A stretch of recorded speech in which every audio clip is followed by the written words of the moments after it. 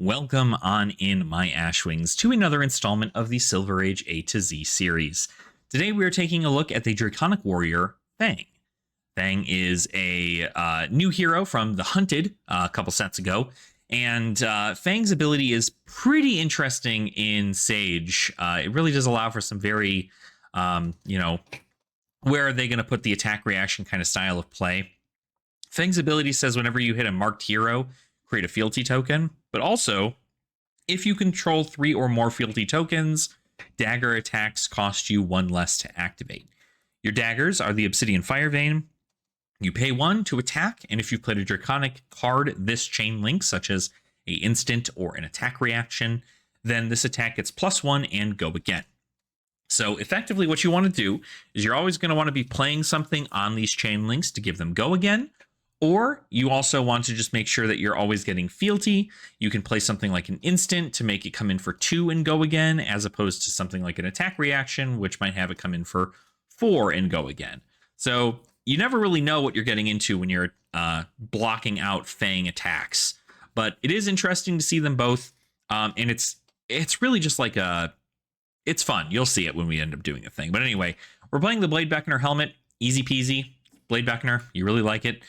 Gallantry Gold, this is for when it blocks 1, but it's really for when your daggers are already online. When you have 3 or more fealty, that's when you can utilize Gallantry Gold's full ability in being able to destroy it and then have your weapon attacks get +1 this turn. This is because you don't want to be paying for your daggers, and so if you're ever in a position where you don't have to pay for them, Gallantry Gold is going to at least allow you to use one of your resources in your deck to be able to pump up your daggers to kind of push more damage. We have Garland of Spring. Again, sometimes you're going to have to pay for your daggers, so paying 1 here to keep a attack reaction in hand instead of pitching the attack reaction to send the dagger. Garland of Spring will help you kind of start your turn. And then Refraction Bolters, just in case you maybe are trying to trick your opponent into thinking, oh, well, maybe they won't, they're going to try and pump this, right? And if you try to pump it, you might not get the full value. Instead, what you can do is you can save all those reacts to the second dagger, in which you can then just Refraction Bolters this first one to give the first dagger go again. You'll kind of see what I mean later on in that mood. But into the main deck here, a lot of this is going to be attack reactions, as well as some chain starters and like weaving of attack actions in here as well. Things that are really going to help us kind of get a lot of this fealty or mark our opponent. We want our opponent to be marked. That way, even if we leak 1 point of damage, we get a fealty. The quicker we get to 3 fealty, the better the deck becomes. So in that scenario, we do have a Affirm Loyalty. If it is a Draconic Chainlink 2 or higher, we get a fealty token just for free, and target dagger will get +2. We are running copies of Red and Blue Blade Runner. This is not a Draconic attack reaction, but what it does allow us to do is give our first dagger go again, and then pump up our next dagger in those same situations. Costs a little bit more to play this one, but that's why we do have some blues in the deck, and as well as some yellows, to be able to pay for those costs to at least send more. And of course, in the late game, if you happen to have the fealty up already, this is practically free. So super good stuff. Blaze Headlong, you're usually going to want to go ahead and play Dagger, Blaze Headlong, Dagger.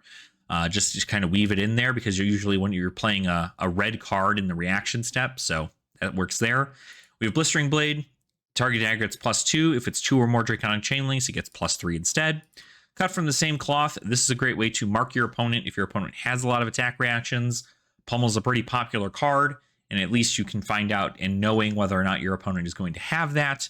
There are other heroes that utilize attack reactions as well, so if they end up getting marked, it's pretty good for you. And it does give +4 on a dagger, which is a lot. We have Drop of Dragon Blood. Super great instant for you to play on your second dagger, because it allows you to draw a card and then gain a resource. The resource you might not be able to use, but drawing a card may just get you a reaction for you to pump into your second Draconic Chain Link, or it might even just be something that you want to arsenal for a future turn. We have Endear Devotion, which is just a stronger version of Affirm Loyalty, still gets you a fealty on the second chain link. We have the specialization, quote unquote, of Fang being Fire and Brimstone. This is a very powerful card.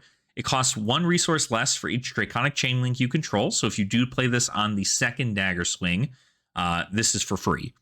It then says daggers you control get +1 and you may attack each turn with them an additional time. So, or you attack with each of them an additional time this turn is how that is worded. So effectively what you can do is you can, if you have the resources, you can send a dagger, give it go again by pumping it with something or playing an instant there, send the second dagger, and then on the second dagger you can activate Fire and Brimstone. That will give it go again because this is a draconic reaction. So it will give it +1 from the dagger itself, +1 from Fire and Brimstone, and then it will allow you to attack with your first dagger again. And then if you happen to have another reaction, you can send the second dagger again for even more damage. It's a pretty powerful turn. It's oftentimes just like smaller amounts of damage, but that really makes a big difference in Sage. So keep that in mind. If our opponent is marked, we do really want to try and utilize these for the Drakai very well. When this attacks a marked hero, you create a fealty, so you don't really even need to hit.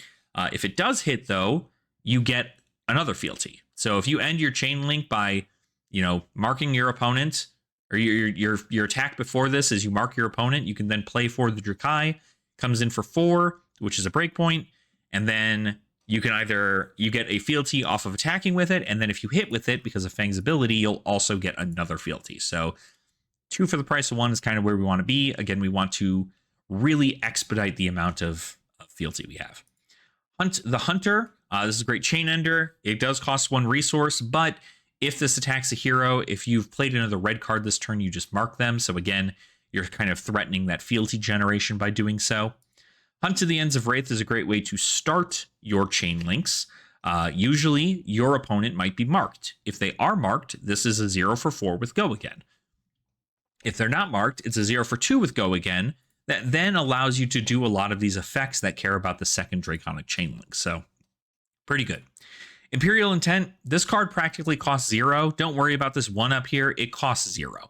Target dagger attack gets +2, costs 1 less to play for each Draconic chain link. So if you control 1 attacking dagger, this costs nothing. So that's kind of what you're looking at there. You have Lava Burst. I haven't really gotten a Lava Burst turn off, strictly because you're kind of not going 4 wide. So I might actually remove this for something else. I'm not quite sure yet. Best case scenario, it blocks for 3, which is pretty good. But I might even just remove it for a different card that has better resources, so it allows me to attack with my daggers a bit more. We do also have Pledge Fealty. This is just an instant that says make a fealty token. You can get the idea. We are also playing red and yellow copies of Scar Tissue. This says target dagger gets +3 when it hits a hero, mark them. So we are going to utilize those abilities to mark our opponent in the reaction step and hope to get some additional damage out. We have Searing Gaze, 0 cost, +2 if you have 2 or more Draconic chain links. It gets when this hits a hero, mark them. Pretty good. We have multiple copies of Sworn Vengeance, the reds and the yellows. This is just a way to pump up your first dagger attack and then threaten a mark. So even if you are just attacking with 1 dagger and hoping to hit, you're at least marking them, right? We want to try and mark.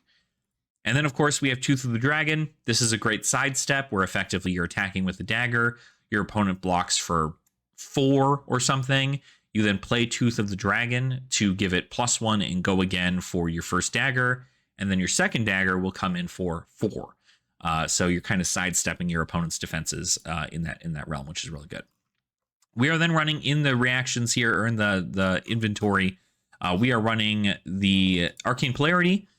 We don't really want to pitch to AB. We don't have a lot of resources for that, so Arcane Polarity is going to help us inside those matches. We have For the Realm. This is a popper. Sometimes it matters. I'd probably be playing something along the lines of Battlefront Bastion instead, but honestly, poppers aren't like that prevalent entirely.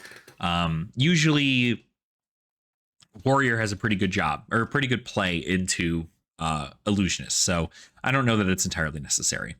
We do also have Hit and Run. This is a great way to, again, pump up your daggers, right? You attack with the dagger. It gets go again because of a Draconic thing. You then play Hit and Run. You attack with your second dagger.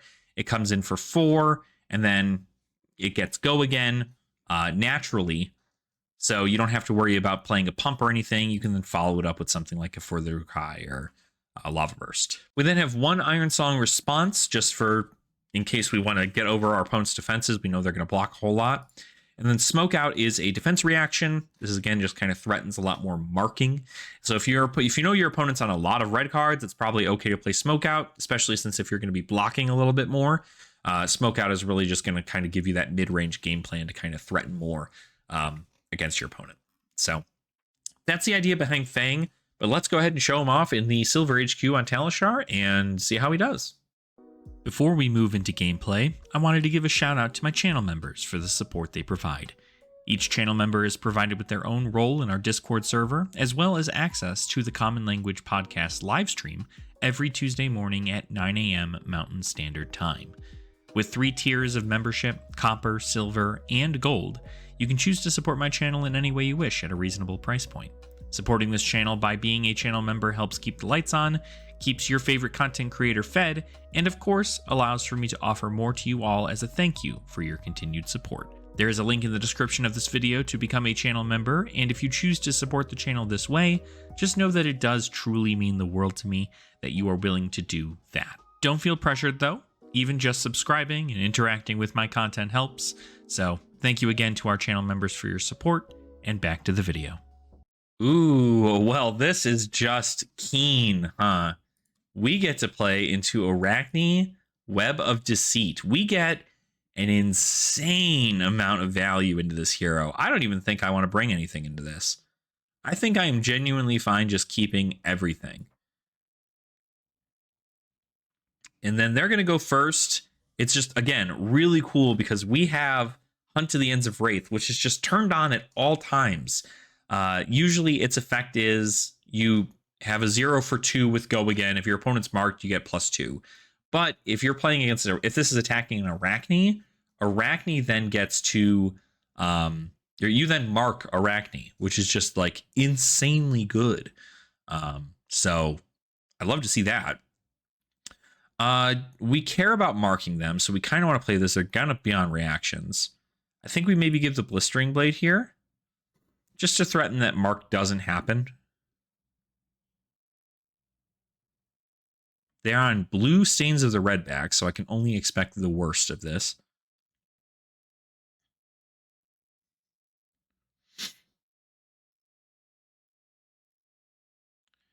Kind of want to keep everything and hope to draw into a what do you call it?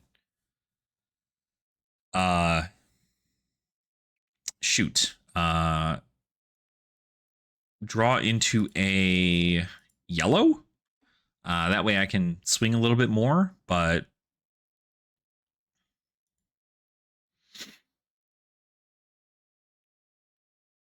for 1. So they're trying to mark me. You know what? I will give you 4 here, just for the sake of it. In case you have a Razor's Edge, which you did not have. So we'll keep the cut, because we're definitely going to mark them with this. Like, for sure, without a doubt. Ooh, okay. Our hand is kind of rough, actually.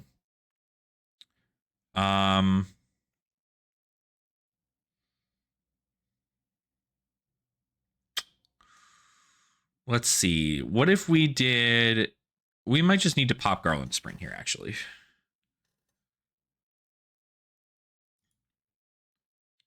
Okay, play cut. We're certainly going to mark them. Yep. We are then going to go ahead and do this.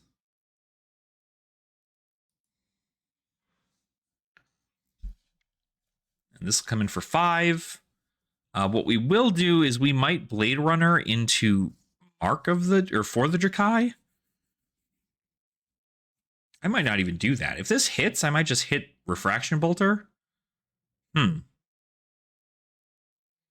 then maybe keep the Blade Runner.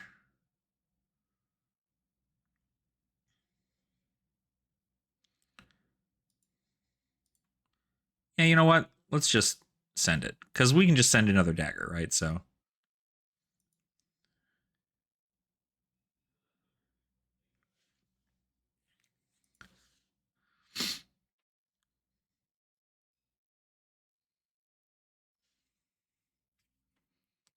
not destroy refraction bolters. So this will come in for 4. They're trying to keep their whole hand here, which is kind of interesting to me. I feel like we need to keep this for the Drakai, but I'm also not... I'd much rather just get the full value off of pitching for these. Because if they're not blocking 5, they're not going to block 4. You know?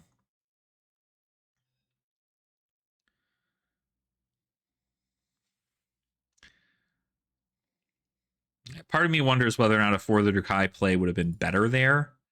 But... no. Not do that. And then we will just pass. Okay. This is a pretty good hand, actually. I like this hand. This hand is good. I genuinely do not give a crap about that. I will block with my armor. The fact they're pitching into daggers so much is very interesting to me. Okay, so they're going to mark me anyway. That's fine. They had to use a whole thing for it. They're probably not sending anything insane. Maybe like a Mark of the Black Widow, if I were to guess. But it all depends what they come up with, right? So they mark me. They're not going to destroy their dagger, because why would they? Scar Tissue marks me anyway.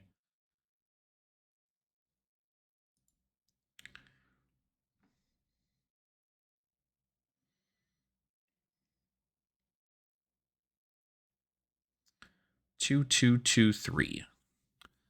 So we're marked. I wonder if they're just going to end their turn.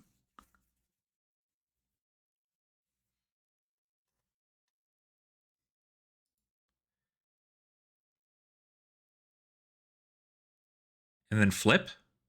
Is that what's happening? Up sticks. Oh. Okay, you're just sending damage at me? Well, now I won't be marked. So, unless you want to destroy your dagger. That's fine. All right, I'm going to keep you off this for like the rest of the game effectively now, so...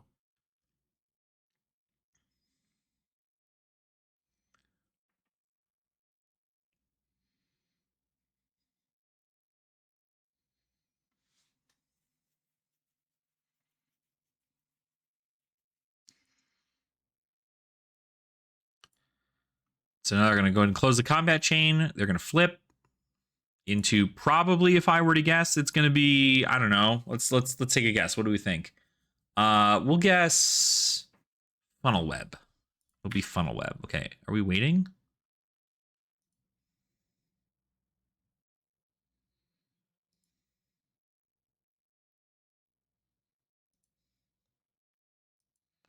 Are you there? There we go.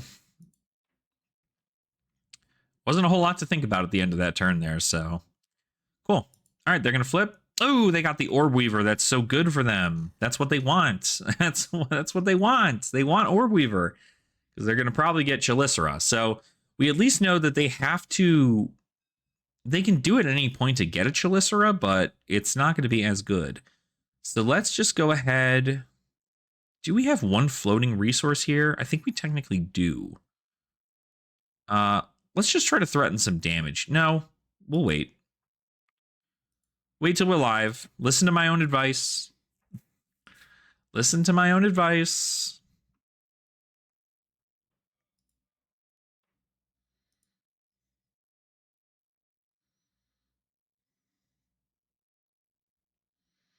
So what we're going to do here is we're going to pump up this attack. And then we are going to swing, or also pump it with here too. Okay, so they're going to mark me again. Sure. Bumps it to 4.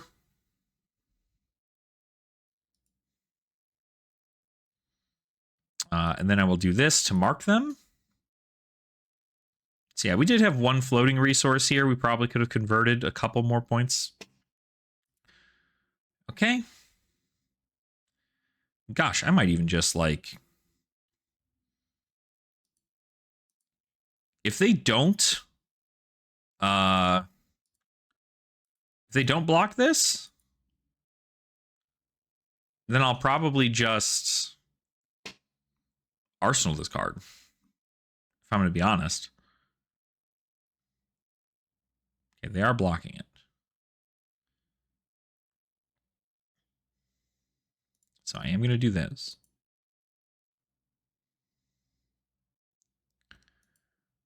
I am going to get my fealty. Sweet. And then they're going to stay marked, which is going to be good for us because we want them to stay marked. Because we are going to try and get a third fealty off of them. We know our For the Drakais are further down in the list. But now we're in a better spot here. So, all right, what are we drawing to? Pretty good, actually. Not terrible. This into that into... Actually, we can just, like, not care about this, huh? They'll get a Graphene Chelicera. It'll come in for 4. It won't be marked anymore. We discarded a bite. This for 4. I might just give them daggers to here. Because I don't really care. Okay. That's fine.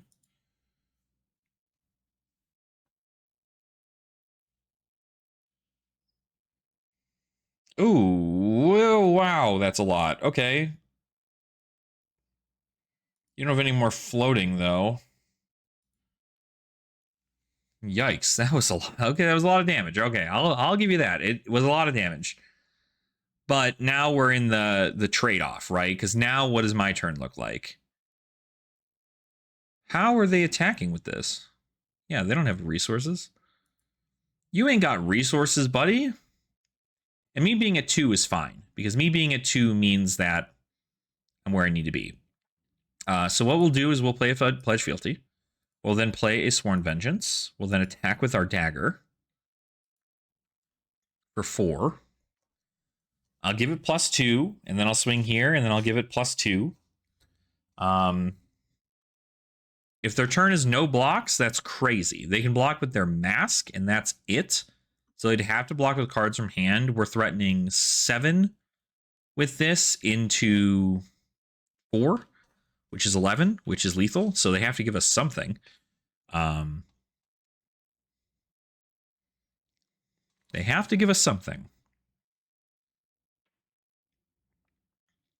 I would be remiss to think that it was like what's the one? Hunted or Hunter? Not the Arachne, not the Majestic, but the other thing. The D-React, or the trap. The trap that says, what is happening? The guy is not doing anything here. Okay, they are giving me 4. So I'm going to do this. Sidestep that shit.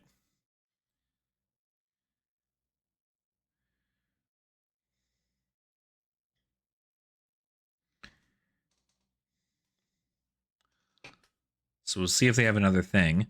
I'm not marked, but I do need to be aware of danger digits, right? Obviously, danger digits is going to be kind of a big thing here, so I need to make sure that I'm prepped for that. But overall, I mean, like, this deck is performing exactly where I need it to, right? It's just, like, kind of really doing everything. What is happening here? What reaction are you choosing?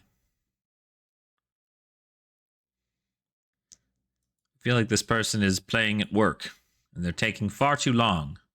Don't they know? Hello?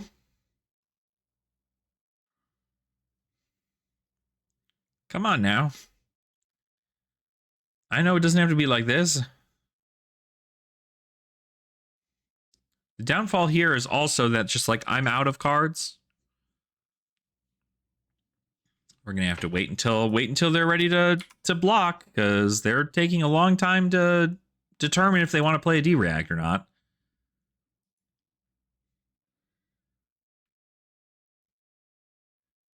Okay. Come on. Sorry for everybody watching. I know this is usually a lot faster of a game, but sometimes you get people who do not. I see. There we go. And then they're still marked, so we still get that. I completely forgot about the Sworn Vengeance too. That's crazy. I was like, dang, how are we coming in for so much?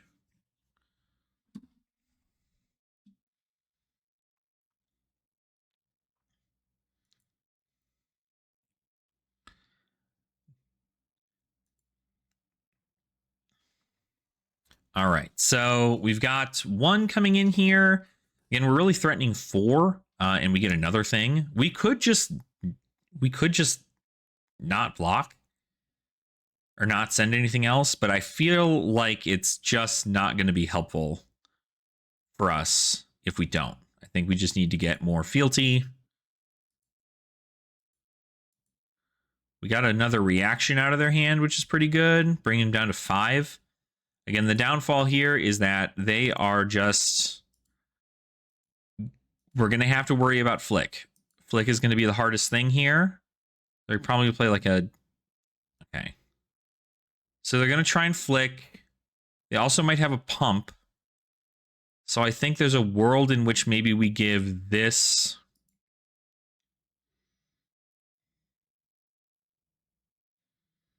They could also give it...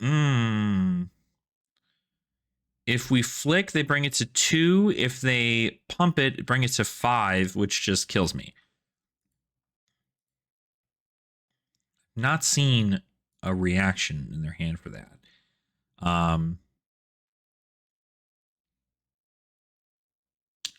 think they have to have it, because if I block this, they starting point me if it is a reaction, and then they send a dagger.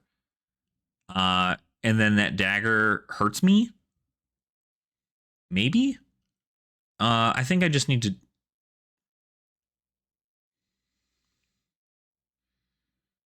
No, I just need to do this. I just need to block 3. We'll see. We'll see if I get punished. We will see if I get punished. We did not get punished. Maybe. That we know of. They're going to flick the dagger. Oh, you know what? I guess they can give it go again here too, right? Like, they can just give it go again because of the danger digits. That makes more sense. Okay. You're going to mark me, I'm assuming.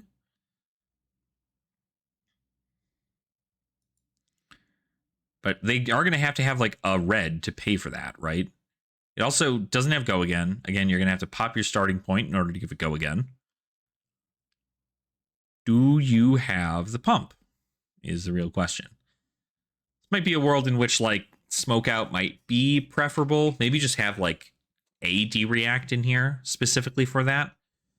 Just because I want to make sure that I can prevent stuff like this. But I think we get there. Yeah. Okay. I don't know how we lose this now. So we're not going to pop this because we're definitely just going to kill them. And again, like I said, if they have a freaking, what do you call it? Ooh, they got Black Widow too.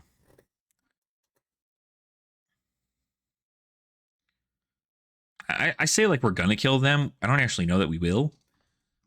We did keep the Refraction Bolter specifically for this, though, so they're blocking with 2 cards. We're going to go ahead and just pump it. Give it that. Give it go again. Play Blaze Headlong for 4. I don't know how we lose this outside of having literally that 1 D-react that says if a reaction was played, ping your opponent for 1.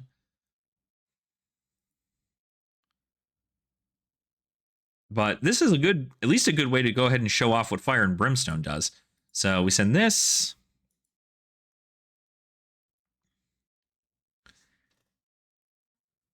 for 1. And if they don't block it, we pump it to 3. And then attack again. Yep, okay. So that should be good. We're going to do that here. Pump it to 3. Now we get that full value. They have no further blocks. And now we can go ahead and Obsidian Fire Vein for 2, pop Refraction Bolters, Obsidian Fire Vein for 2, and take a win. Again, unless that line is going to be interrupted by some kind of ping damage that I would die to. Well, not only did I not know when my camera froze in the middle of all of that, but our opponent did leave the match. I will say, though, just from what we're looking at here, the concept of this is Fire and Brimstone sends a Obsidian Firebang in for 2. It then hits. I get the Refraction Bolters to give it go again, and then I send another Obsidian Firebang for 2. And they're at 3 after this here. They can't block anything, so they die. But this was a pretty good understanding of kind of how the deck ran. As you can see, it's kind of more in that middle level, like sending about half your opponent's life at them in those scenarios. And it was the same into our opponent. I think what we didn't get to do is utilize our very cool Hunt to the Ends of Wraith tech into this. It's only specifically if you're playing into Arachne is this like the best it could be. But overall, I think this kind of showed you exactly how this deck performs. It's a lot of like pumps on one end, giving it go again, moving stuff around. I do think that Fang has a lot of power in this format. Are they the best? Probably not. But they do get to utilize a very cool thing in regards to the Draconic talent, which I know a lot of people love. So I'm always happy to be showing off this hero to others in the Sage format. So thank you all so much for watching today. I hope you appreciated the Fang gameplay. I know a lot of it wasn't riveting because unfortunately our opponent was maybe having some technical difficulties on their end, but we did end up taking the win. Very exciting. If there's anything in the Fang deck that you would like to see different, or maybe you have some tips for me, please make sure to go ahead and leave them in the comments down below. Also, go ahead and like the video, subscribe to the channel as well if you have not already. And of course, as always, I hope you continue to have fun in the flesh and blood. And I will see all of you beautiful Ashwings in our next installment of the Silver Age A to Z series.